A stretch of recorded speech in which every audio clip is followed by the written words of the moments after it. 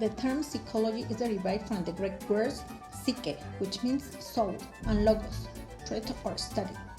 It is a science that studies the mental and/or behavioral processes of people. This science has different fields of study. Among them are the clinical, educational, social, experimental, psychological, labor, among others.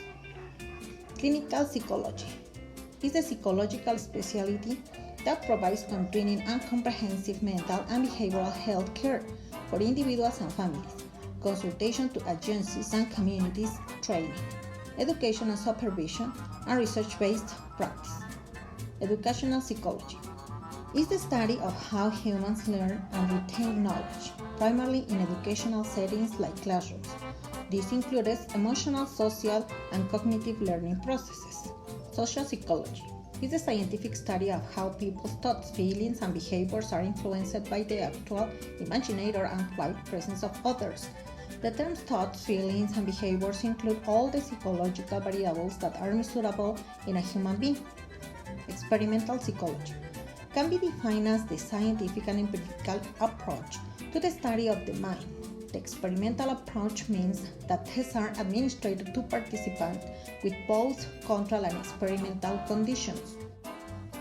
Physiological psychology is a subdivision of behavioral neuroscience, biological psychology, that studies the neural mechanisms of perception and behavior through direct manipulation of the brains of non-human animal subjects in controlled experiments.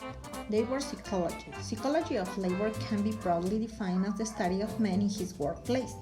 The labor psychologist performs the analysis of labor in order to transform the professional community. He seeks to study behavior, skills, relationships within members of a company. An important antecedent of psychology is philosophy.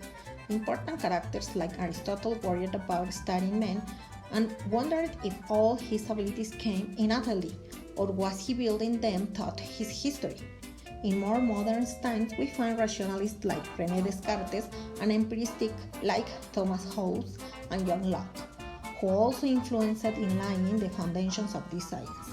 René Descartes was a French philosopher and mathematician, considered the father of modern philosophy.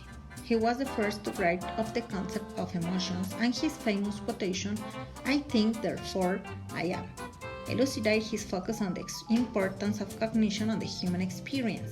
In philosophy, Descartes is most known for his concept of dualism. Descartes' theory of dualism suggests that there are two realms to existence. The first is the physical realm, which is the environment and the things around us. This is the realm of matter and energy. This realm can be researched and is scientific because it operates in a prescribed mechanical way. The other realm is mental and is transcendent to the physical environment and cannot be measured. John Locke was a philosopher whose ideas were early precursors to many important psychological concepts. John Locke introduced the concept of tabula rasa, which is the belief that the mind is a blank slate at birth and we are formed and developed from our own experiences with the environment. Kurt Lewin, psychologist known for his field theory of behavior, which holds that human behavior is a function of an individual's psychological environment. George Herbert Mead, in particular, Mead's theory of the emergence of mind and self out of the social process of significant communication has become the foundation of the symbolic interactionist school of sociology and social psychology.